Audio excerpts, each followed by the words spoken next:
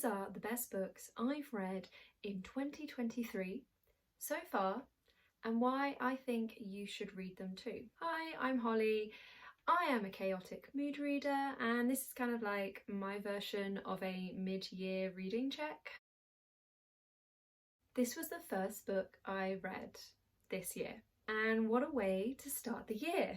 And it was The Whispering Dark by Kelly Andrew. This is like a dark academia mystery romance. The main character, Delaney, is tired of people seeing her as fragile just because she's deaf.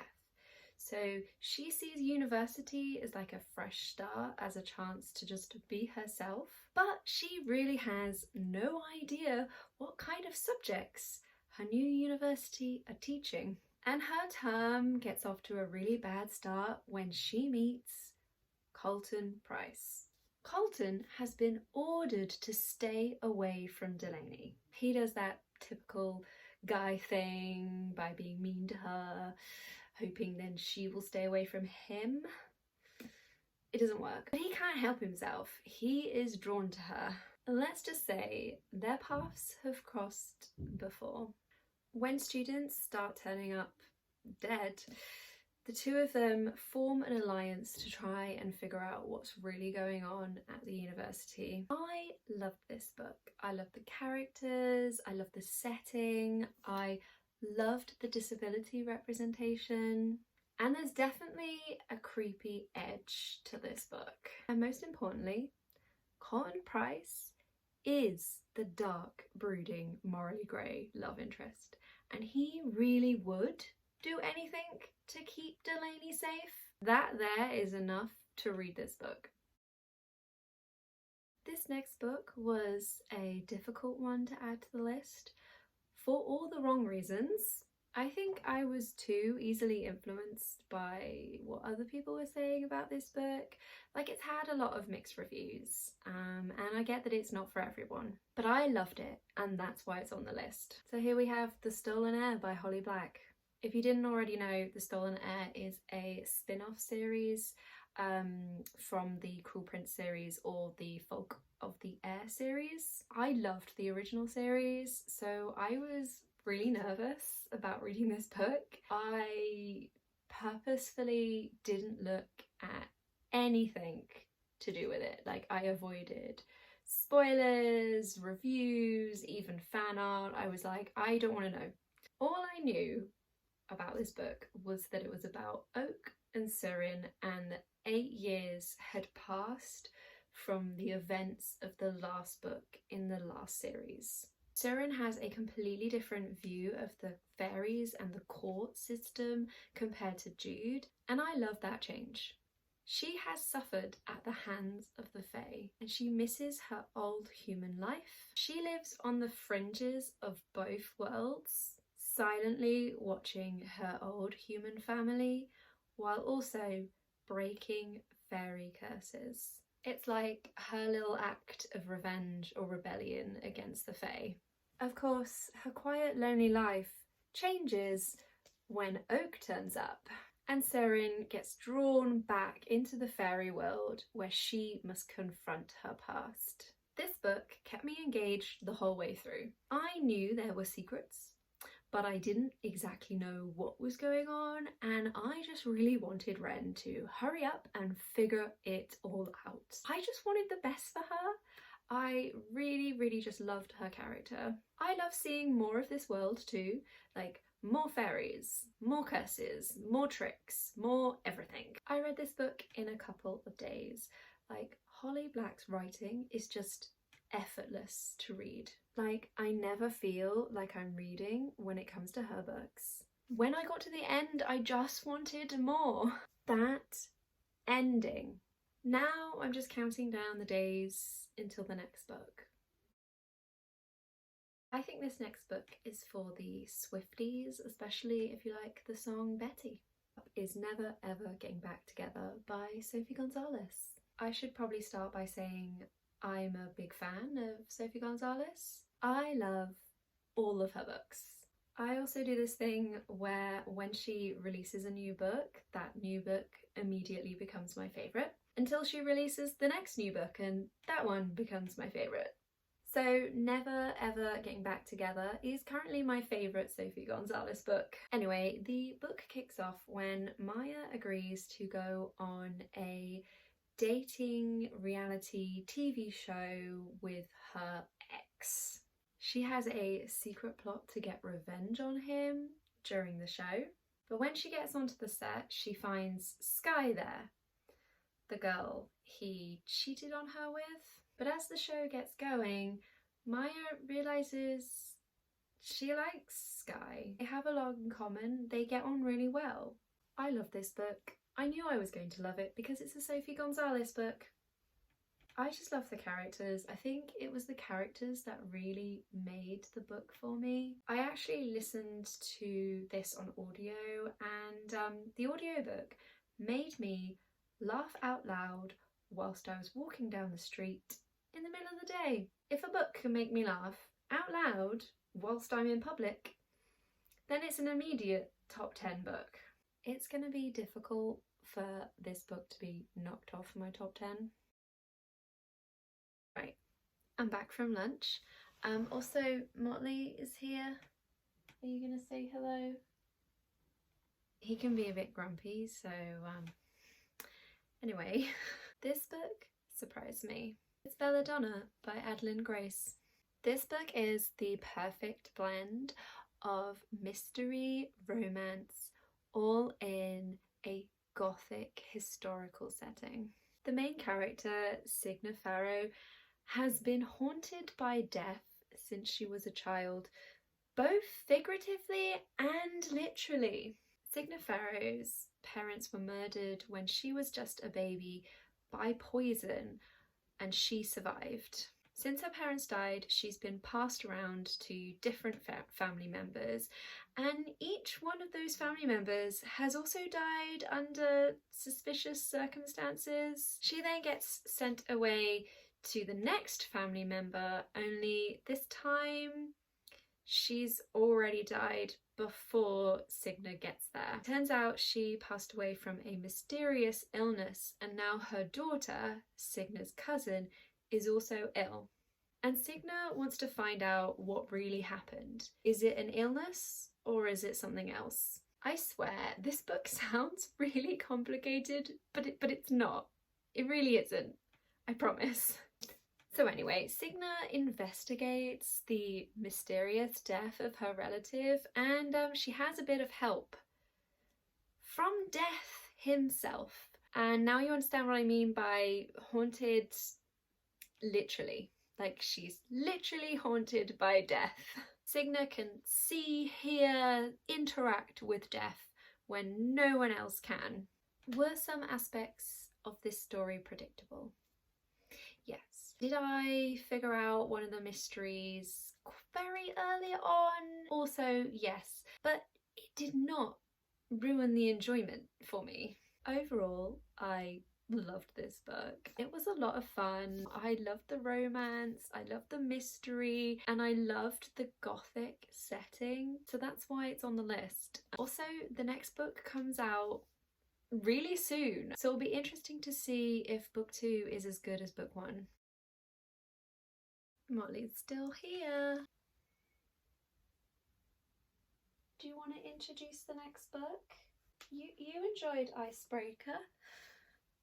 Next up is Icebreaker by Hannah Grace. I do not care that this book was probably a little bit too long. Yes, there was a scene towards the end that could have been cut and it would have had no effect on the plot whatsoever, but I don't care because I loved this book.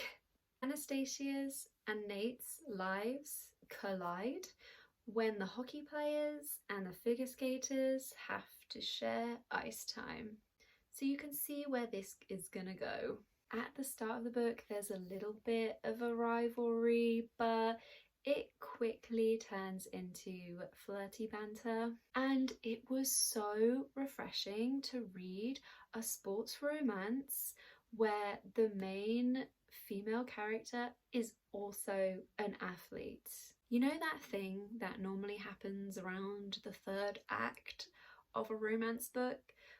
Well, that doesn't happen with Icebreaker, and that's just one of the reasons why I love it so much. I loved the discussions around mental health, around consent, around therapy, and I loved how open Stacy was with her feelings. I mean, yeah, again, there were probably too many characters in this book, but I don't care. I can't remember all their names, but I don't think that really matters. And yes, I almost cried when I realised Stacy was reading The Kiss Quotient. I didn't realise romance books featuring their characters reading another romance book would make me so happy. And yes, this is a spicy book. I'm not the best at rating spice levels. I would say it's probably a medium, maybe medium to high. I will say that Stacy is very bendy because she's a figure skater. It's a character-driven novel with a bit of plot and a bit of spice. That's where I would put it. Anyway, I love this book. I cannot wait for the sequel. And again, the sequel is coming out this year, I think. I will need to check that. I've started a list of young adult novels I wish I'd had when I was a teenager, and this next book has been added to the list, and it's Confessions of an Alleged Good Girl by Joya Joffney. Monique seems to have the perfect life. Her father is the local preacher, she's dating the town's golden boy, but she's also torn between what her parents want from her, what her boyfriend wants from her, and what she wants.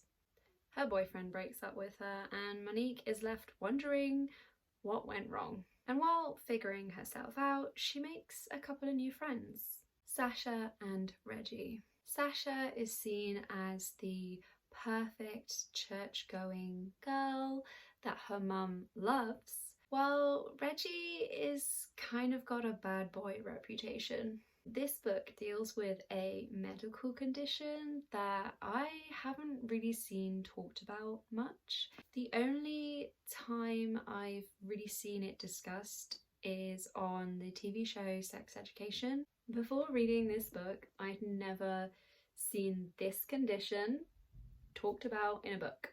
I'm sorry, I cannot pronounce that word.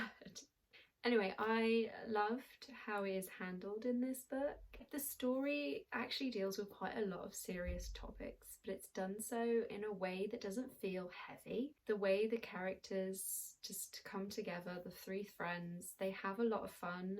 It's just such a lovely read. I read this book in a day, and it's not often that I read a book in a day, so it had to go on the list. This next book made me cry, but not for the reasons you might be thinking. The next one is Two Wrongs Make a Right by Chloe Leese. This is a romance book with fake dating. Normally, I don't like fake dating, even though I've read quite a few books this year with fake dating, so maybe this means I do actually like the trope. It's a pretty simple book plot-wise. Bea and Jamie get set up by their friends. Bea is angry. She feels like her sister and her friends are meddling in her life, and she hates that. Jamie is also annoyed about the meddling. So the two of them hatch a plan to fake date to get back at their friends. So we all know where this is going to lead. I think this is one of those books where this is a top 10 read for me, but this might not be a top 10 read for everyone. But it is a really fun, easy romance read that I think most people would enjoy. But for me, I just felt really seen whilst reading this book. A lot of Bea's experiences were similar to my own experiences. It just really meant a lot to see that on the page. Then this book made me cry. And I'm not the most emotional reader. It usually takes a lot for me to cry at a book. Nobody died. It was just Jamie. Jamie made me cry because he was perfect. He was the perfect boyfriend. He was just so accepting and supportive and understanding. Early on in the book, when they still don't even know each other that well, he just gets Bea. He just gets her, he just understands her. She doesn't have to explain it to him. And later on in the book, when she does explain stuff to him, again, he just gets it. And that's what made me cry, because I don't feel like there's many real life Jamies out there. He is just too perfect. And it turns out that this book is one in a series, and the next book is going to be about Bea's chaotic younger sister. And I cannot wait to read that book. I cannot wait for the chaos. Next up is Honey and Spice. Kiki runs a university radio show where she helps to protect her fellow students from heartbreak. During one of her shows, she blasts a new student, calling him out as a player and telling the ladies of the university to watch out. Of course, her mentor tells Kiki that she needs help with her radio show. She needs to take her show to the next level. She needs to do this if she wants to get onto this summer scholarship program in New York. Her mentor tells her that she needs to work with another student, one of her best students, in order to take the radio show to the next level. Well, guess who that guy is? The one she called a player. And after a night out at the student union where things get a little complicated, the two of them, Kiki and Malachi, plot a fake dating scheme. Again, I found myself reading a fake dating romance. Even though I keep telling myself I don't like the fake dating trope. Maybe it's about how well executed the trope is. And Honey and Spice is fake dating perfection. It felt so believable, like the reasons for the fake dating, I was on board. It just made sense, and it made sense for the characters too. One of the things I really loved about this book was like the social politics of university life. This book is very low spice, like pretty much no spice, but the tension and the romance was amazing. This book had one of the best first kiss scenes I think I've ever read. That's why it's on my top 10.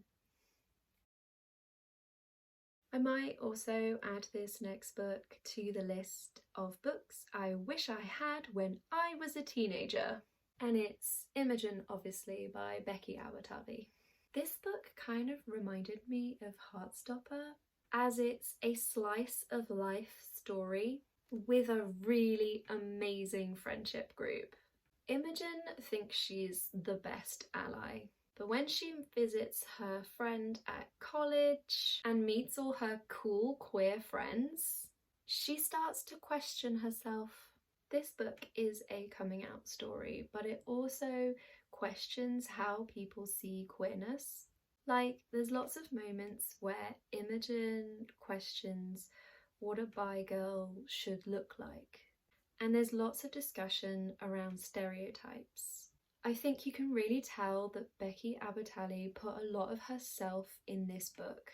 It reads like a personal story, and you get the sense that writing this book was a healing process for her. This might be one of the best young adult contemporary slice of life books I've read in a really long time. But I am mad at the UK publishers because they gave us this book cover. Meanwhile, in the US, they got this book cover. Why can't we have that book cover? And finally, I saved the best for last. This list isn't ordered, but if it was ordered, this book is number one, easily. I also don't see any other book knocking this off that number one spot, and it is Divine Rivals by Rebecca Ross. I finished this book weeks ago and I still can't stop thinking about it. I might be broken and it is Rebecca Ross's fault. Divine Rivals is fantasy romance perfection. Iris and Roman are work rivals, vying for the same job position at the Oath Gazette. Iris spends her evenings writing pleading letters to her brother, who is currently at war. It's a war between two mythical gods. Without an address to send her letters to, Iris slices them into her wardrobe. The letters vanish. Then one evening, a letter appears out of her wardrobe, but it's not from her brother. As the story progresses, Iris and Roman find themselves drawn into the war. They end up working as war correspondents and they take their magical typewriters with them to the front line. There's so much I love about this book. I love the rivals to lovers setup. I love the slow burn. I love the enchanted typewriters. The fantasy is so beautifully woven. It never takes over the story. It's just there, and it has like this World War I feeling to it as well. And the love story is just so romantic, but it's never cheesy. There's just something so romantic about two people writing letters to each other. Can we bring back letter writing? I love this book. I'm obsessed, and I just need more of this world and more of Iris and Roman's story. I don't think another book can top Divine Rivals this year. So that's my top 10. I just have a few honourable mentions. Starting with Fourth Wing by Rebecca Yarros. I'm sure you've all heard about this one. Didn't quite make it into my top 10, but this book was a lot of fun and I loved the disability representation. It's also a very addictive read. Like, once you start, you cannot stop. Then the next book that gets an honourable mention is Love Will Tear Us Apart. This is the third book in the Stranger Times series. I love this series. I loved the first two books and I still love this book, but it just didn't make me laugh as much as the second book, which why it didn't make it onto my top 10. But I absolutely adore this series. I could probably talk about it all day, so if anyone wants to know more, please let me know. Then the last honourable mention goes to Delilah Green Doesn't Care. Again, didn't quite make it into my top 10, but such a good romance book. It's a small town romance with the one bed trope and sister's best friend. So good. You might be noticing a theme to the kind of books that I read. I read mostly fantasy and romance and fantasy romance. And I read a mix of young adult novels and adult novels, but I am a chaotic mood reader, so who knows what I might read next.